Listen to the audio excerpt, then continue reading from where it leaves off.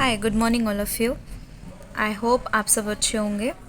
आज की हमारी वीडियो है क्लाउड कंप्यूटिंग पर। ठीक है, तो क्लाउड कंप्यूटिंग में क्लाउड क्या होता है? क्लाउड एक ऐसा स्पेस होता है, वर्चुअल स्पेस होता है जहाँ पे हमारा डाटा स्टोर होता है। ठीक है, कंप्यूटिंग का मतलब होता है कोई भी ऐसा डिवाइस, मतलब जो कंप्यूटर के थ्रू काम हो रहा है उसको हम कंप्यूटिंग बोलते हैं। ठीक है, कोई कैलकुलेशन हो रहा है, कोई कम्युनिकेशन करना हमें, तो वो सारी चीज़ें होती है, वो क्या होती है? कंप्यूटिंग होती हैं। ठीक है, तो इसका डेफिनेशन आप पढ़ लीजिएगा एक बार।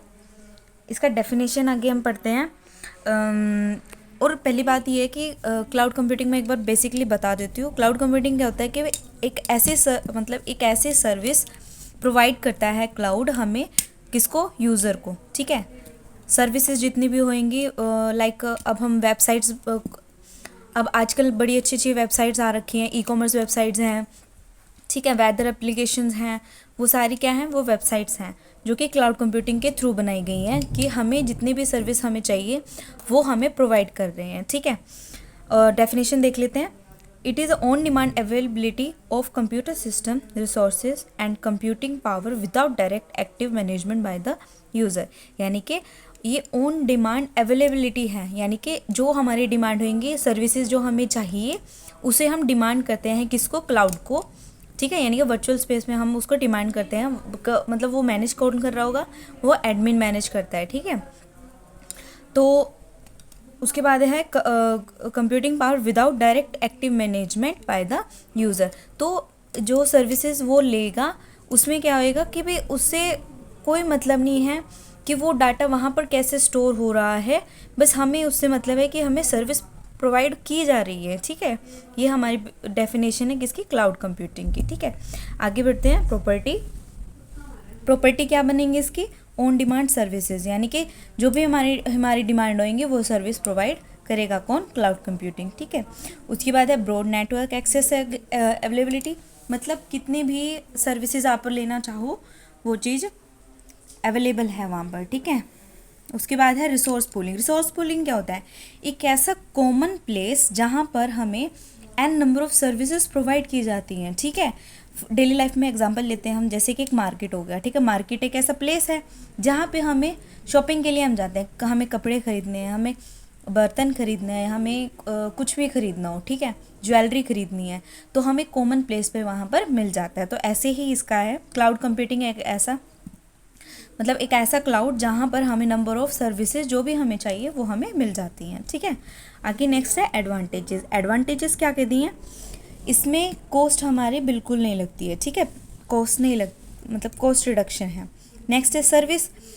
अब सर्विस का सिक्योरिटी। सिक्योरिटी क्या कहती है? इट एक्सेस राइट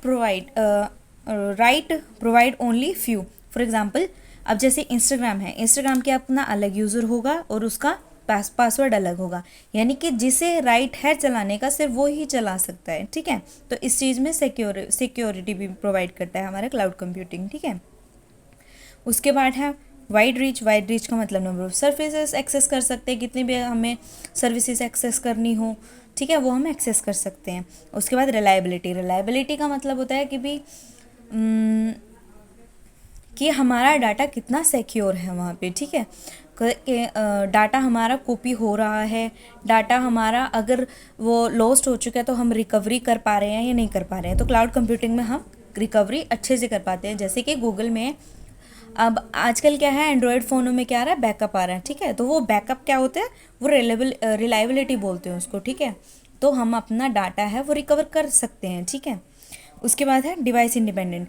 तो क्लाउड कंप्यूटिंग में हमें डिपेंडेंट नहीं होना पड़ रहा है। ठीक है, तो मतलब फॉर एग्जांपल अगर हमें इंस्टाग्राम चलाना है तो वो ज़रूरी नहीं है कि एक ही डिवाइस पर चलेगा। ठीक है, तो उसमें उसके लिए हम लैपटॉप भी यूज़ कर सकते हैं, अपना डिवाइस भी चेंज कर सकते हैं, या हम किसी और जगह पे जाके उस अकाउंट का एक्सेस कर सकते हैं। ठीक है, तो इसीलिए डिवाइस इंडिपेंडेंट नहीं है। ठीक है, सॉरी, डिवाइस इंडिपेंडेंट है।